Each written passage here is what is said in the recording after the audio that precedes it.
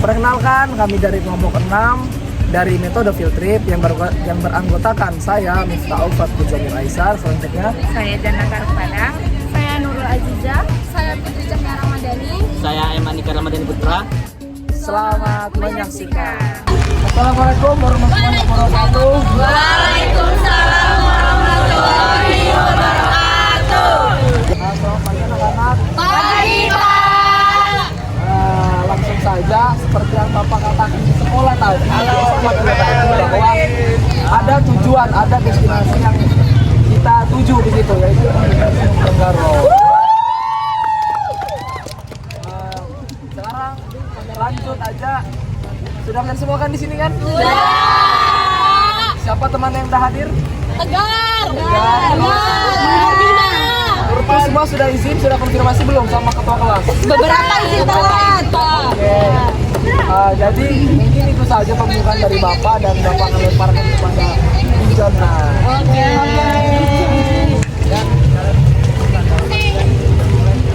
Oke, selamat pagi semuanya. Pagi, Bu.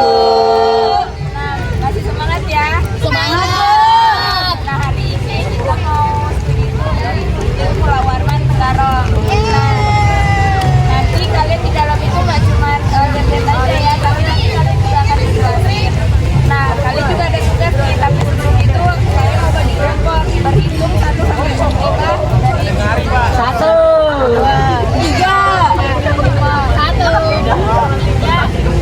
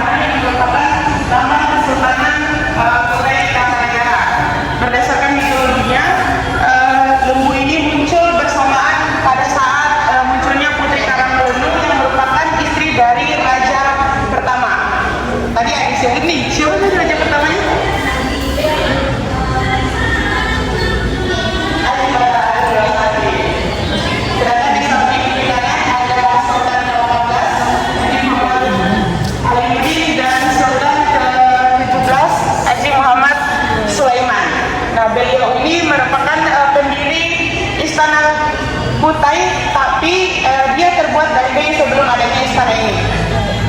Ayo kita lihat lagi koleksi yang ada di rumah. Aslinya ada di Museum Nasional.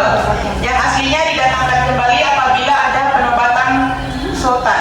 Terakhir yang menggunakan itu Sultan ke-21 Haji Muhammad Arifin.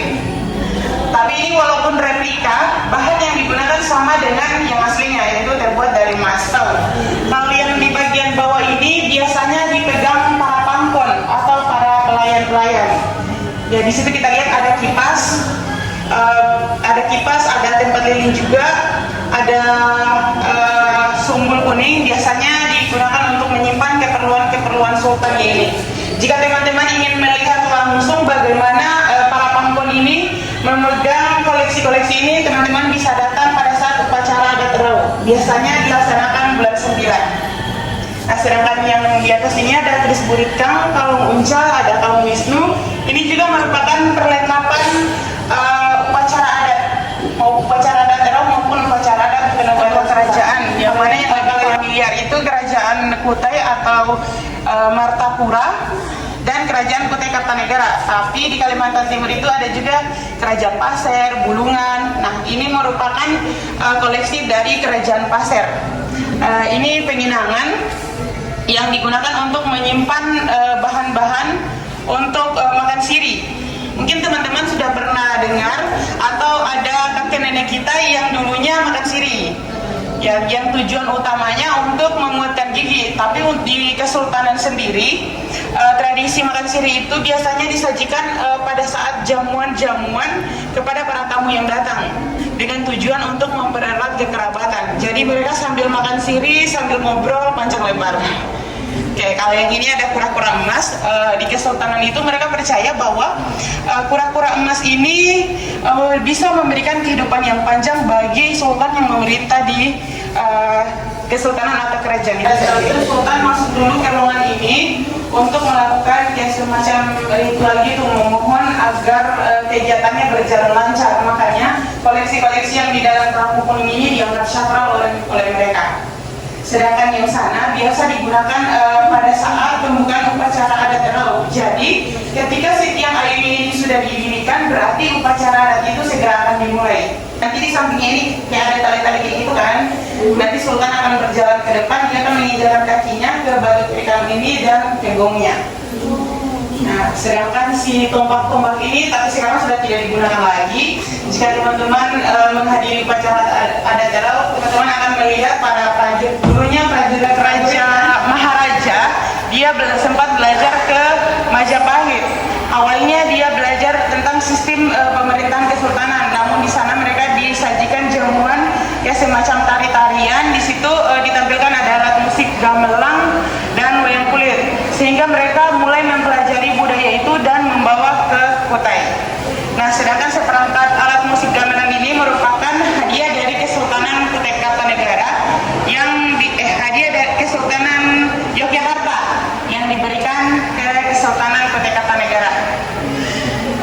Di Kesultanan sendiri pun ada permainan gamelan ini. Kalau nggak salah dia biasa dimainkan pada saat upacara adat Erau. Tepatnya di Bedan lagi nih. Oh, kenapa ini ada ajinya? Sedangkan ini sudah masuk Sultan. Nah, yang ini dulu namanya masih Kerajaan Kutai. Pada pemerintahan Sultan Haji Muhammad Idris, dari Kerajaan Kutai berubah menjadi Kesultanan Kutai Kartanegara. Jadi ini yang menjadi penanda antara penamaan kerajaan sama sultan.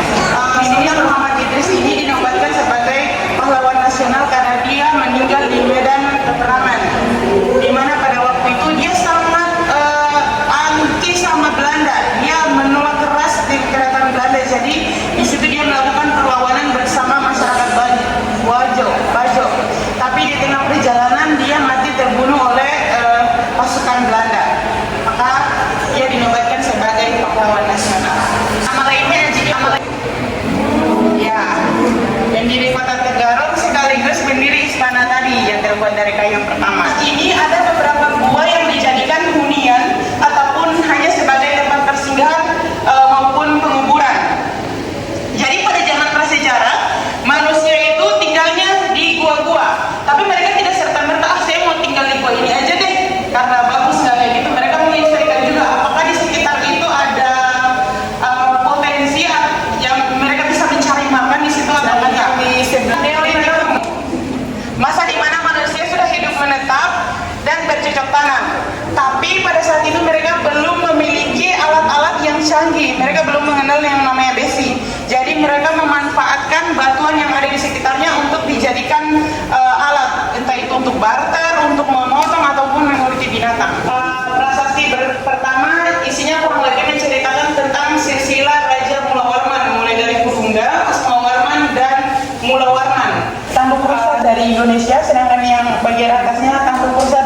Syria.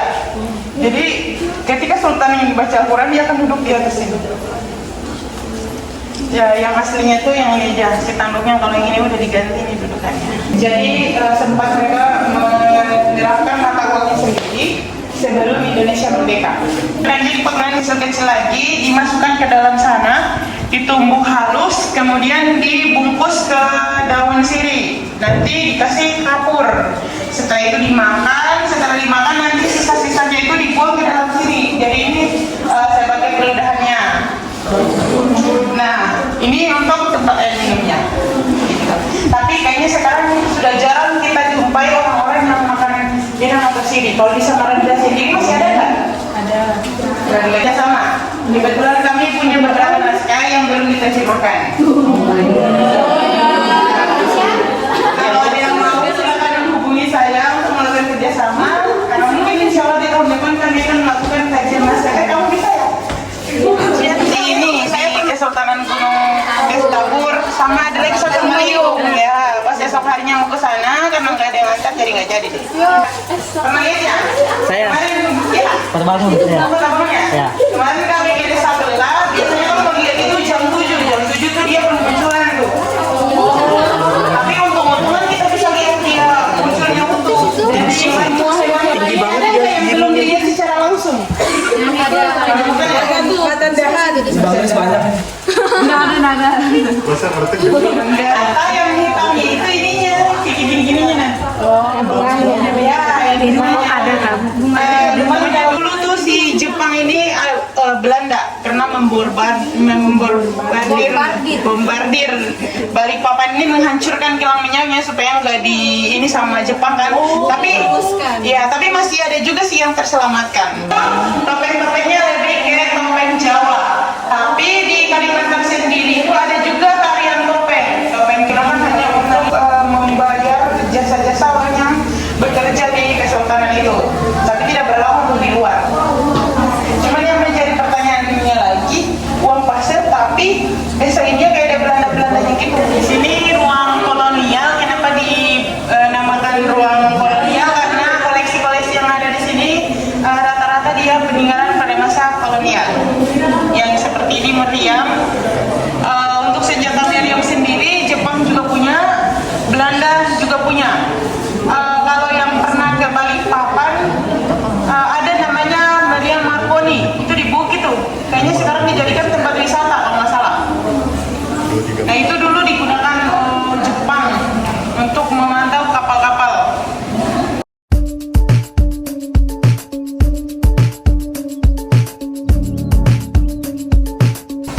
Kenapa ada keramik-keramik di museum atau di kesultanan itu? Karena kan dulu Cina ini melakukan hubungan perdagangan juga kan sama kesultanan. Jadi mereka dibeli yang mana-mana aja yang barter.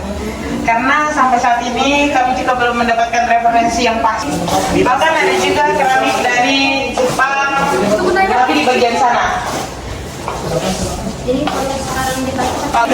Jadi ketika kita berkunjung ke suatu situs, apalagi situs itu sudah ditetapkan sebagai cagar budaya, kita nggak boleh mengambil benda koleksi yang ada di sekitarnya, karena benda koleksi yang ada di situ sangat berharga dan bisa menjadi petunjuk bahwa oh ternyata di sini ada keramik ini bisa diperkirakan oh ini misal abad kesekian, abad ke-12 misal, oh ternyata dulu bisa jadi yang menghuni tempat ini mungkin Cina, bisa dilihat dari keramiknya kayak gitu.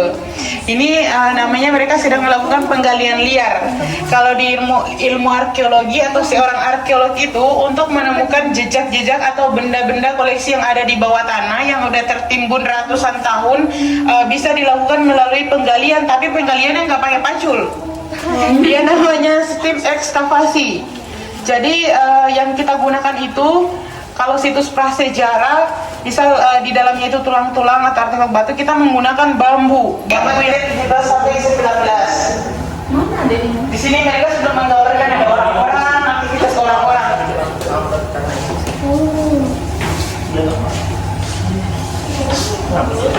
Kita bisa membuat bandingan motif yang kita temukan di abad ke-10 sampai ke abad 20 Masehi misal. Dari abad 10 ke 12 tadi kan yang kita lihat polos semua tuh.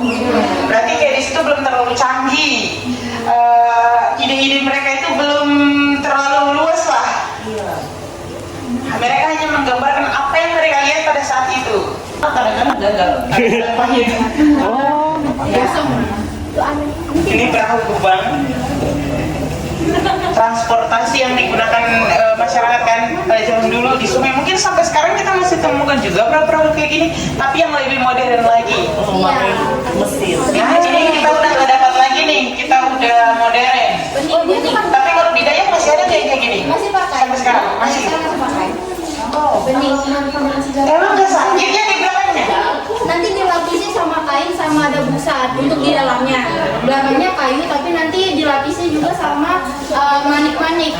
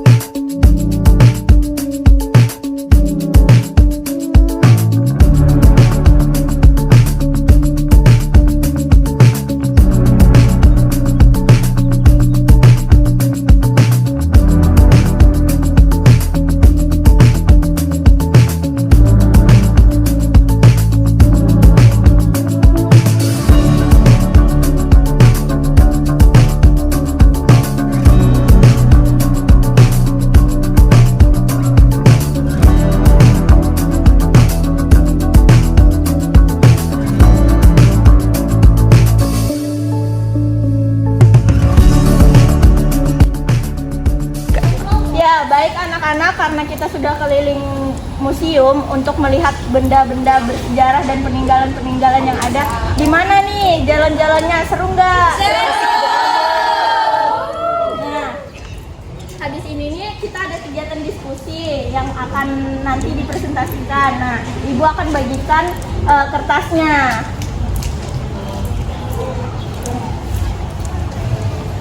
Oh, box telepon.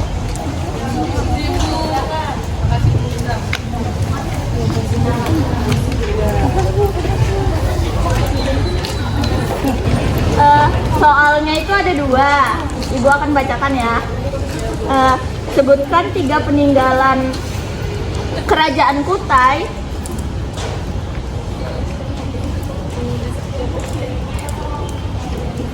dan jelaskan pemahaman kalian tentang peninggalan tersebut.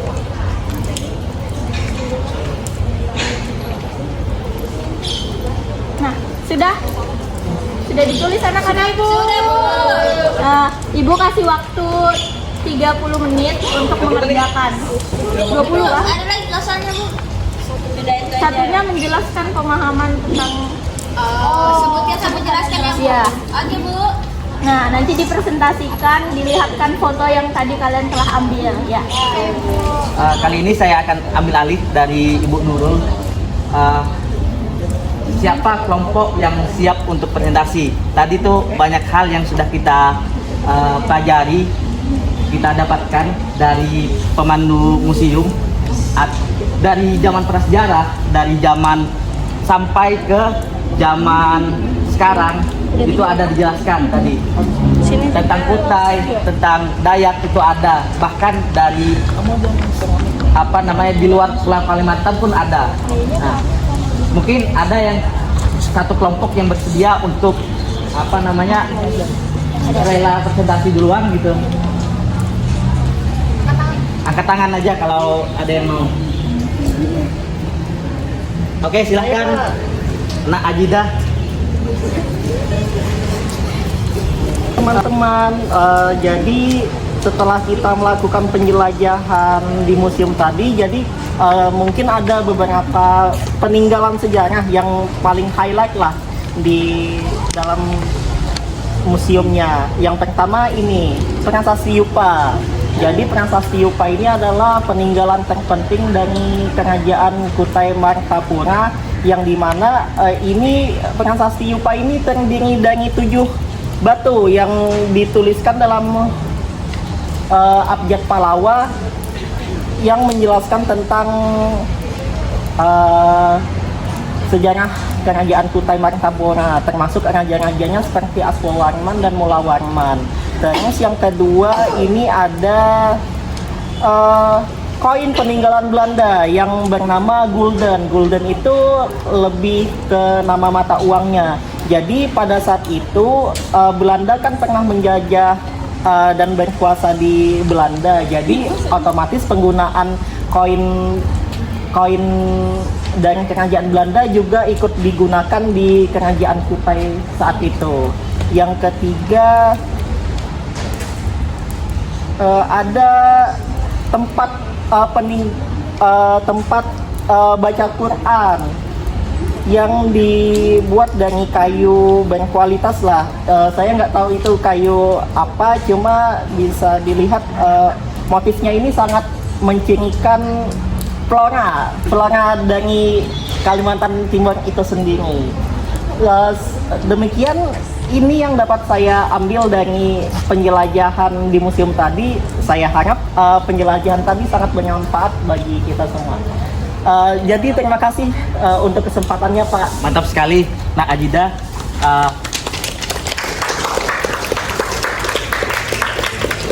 Bagus sekali ya presentasi dari Nak Ajida.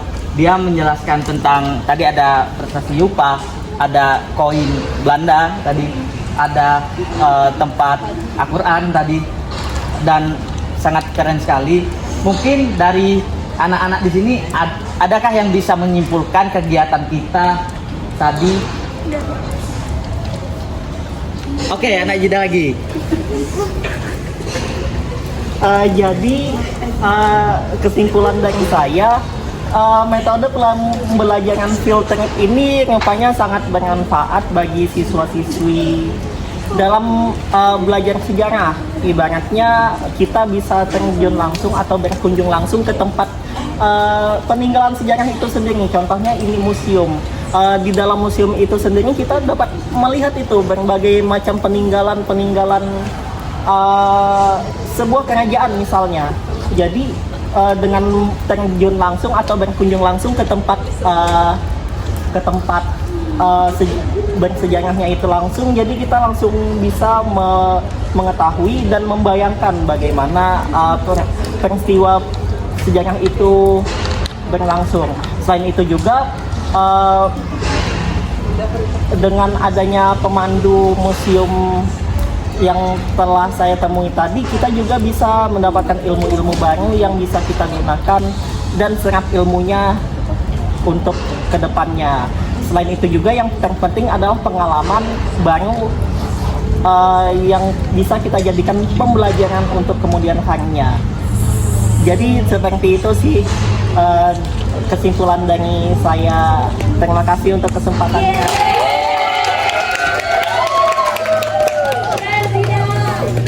Oke, mantap sekali ya kesimpulan dari Nak Ajida.